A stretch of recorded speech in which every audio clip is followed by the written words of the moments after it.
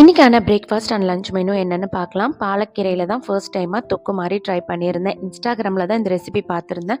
ரொம்ப சூப்பராக இருந்தது. ரொம்ப சிம்பிள் ஆனால் டேஸ்ட் செமையாக இருந்தது. எப்படி பண்ணுறதுன்னு பார்க்கலாம். இதோட மெஷர்மெண்ட்ஸ் எல்லாம் டிஸ்கிரிப்ஷனில் கொடுத்துருக்கேன், மறக்காமல் செக் பண்ணி பாருங்கள். ஒரு பேனில் கொஞ்சமாக எண்ணெய் சேர்த்துட்டு கடலைப்பருப்பு, சீரகம், தனியா, காஞ்ச மிளகாய் எல்லாத்தையும் வறுத்து தனியாக எடுத்து வச்சுக்கோங்க. அதே பேனில் 2 பெரிய வெங்காயம், 1/4 இன்ச் புளி சேர்த்துட்டு அதையும் வதக்கி ஆற வச்சுக்கோங்க. இப்போ ஒரு கடாயில் நல்லெண்ணெய் சேர்த்துட்டு கடுகு, சீரகம், கடலை உளுத்தம்பருப்பு, இடித்து வச்ச பூண்டு, கருவேப்பிலை, அரிஞ்சு வச்சிருக்கிற கீரை இதையும் சேர்த்துட்டு கீரையை நல்லா வதங்க விட்டுருங்க. ஃபர்ஸ்ட்டு பொடி எல்லாத்தையும் கோர்ஸாக அரைச்சிட்டு அதுக்கப்புறமா வெங்காயத்தையும் சேர்த்துட்டு தண்ணி சேர்க்காம கோர்ஸாக அரைச்சி எடுத்து வச்சுக்கோங்க. கீரை வதங்கினதுக்கு அப்புறமா மிளகாத்தூள், அரைச்சி வச்சிருக்கிற அந்த விழுது அதையும் சேர்த்துட்டு நல்லா மிக்ஸ் பண்ணி இறக்குனீங்கன்னா சூப்பரான பாலக்கீரை தொக்கு ரெடிங்க.